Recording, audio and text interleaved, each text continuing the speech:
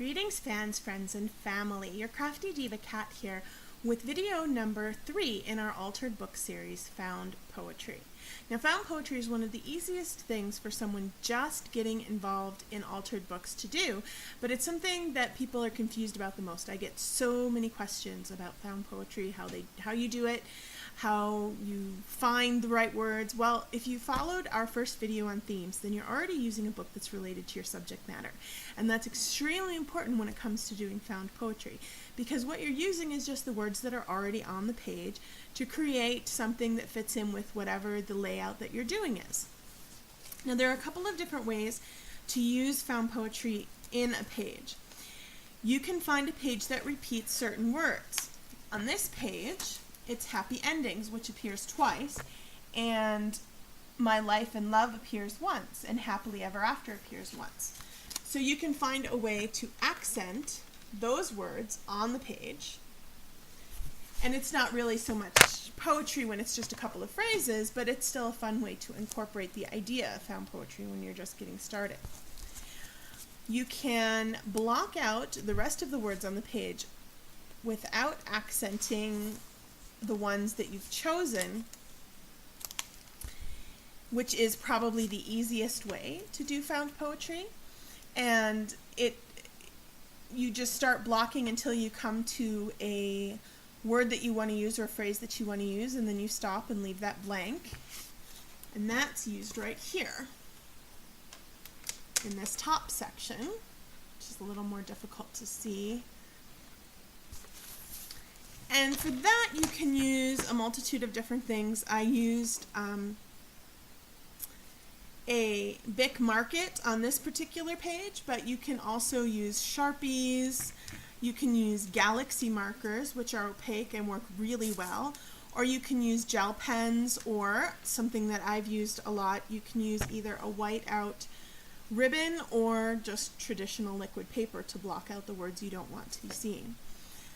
But the way I usually do found poetry, and the way that it can be easier to keep track of what you're doing, is to go through the page and circle the phrases that you want to keep. So once you have a page to work on, you're going to take a gel pen of some kind, or if you want to erase them later, you can use a pencil.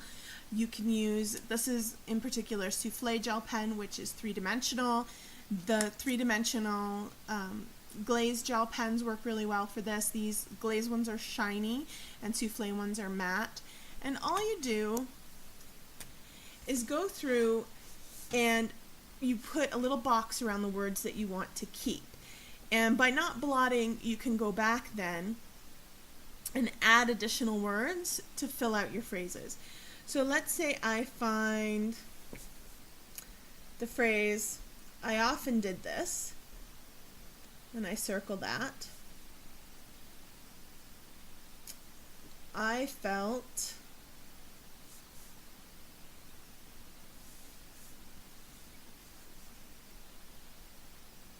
gloomy, rainy day, still shedding tears. Okay, so this might be a sad page. But let's say I need something to tie that together. Because I did the method of circling the words first, I can go back and find other words to fill in the gaps and circle those later. This works well at the beginning. Of course, you do have that box around your words, but that doesn't mean it's unattractive. A lot of pages, that can be really lovely when it's worked into the page. I used a different color to mat out the back. Actually, I used acrylic paint on here, brushed on to mat out the back. But I used a purple Galaxy marker to accent the words that I wanted to keep. And another little trick for this is when you're removing pages from your book, you want to keep them, hold on to them, because when you are doing your found poetry, you will come across times where you just can't find something on the page to fill in the section you want to fill in. And in that case, you're going to want to cut out words from other pages. Save them from the same book, because in that case, you're going to have the same typeface, the same color background. It's going to fit in really well with what you already have. And as you can see, that was done on these 2 pages. In particular, over here, where there are some words that have been added on top, and I've also filled in with both writing things in, with words from magazines, with words created with letter stickers. But the best way to do it really is to have that cut out from other pages in the book, because it looks just beautifully and blends in really, really well. So with found poetry, what you're going to find is going to depend on the subject of your book, and that's again why theme is so important in choosing the book that you're going to work with. For more on altered books, check out the next video in this series on removing pages and gluing pages together. Also check out Crafty Diva Cat on Facebook and Twitter. And as always, thanks for watching and happy crafting.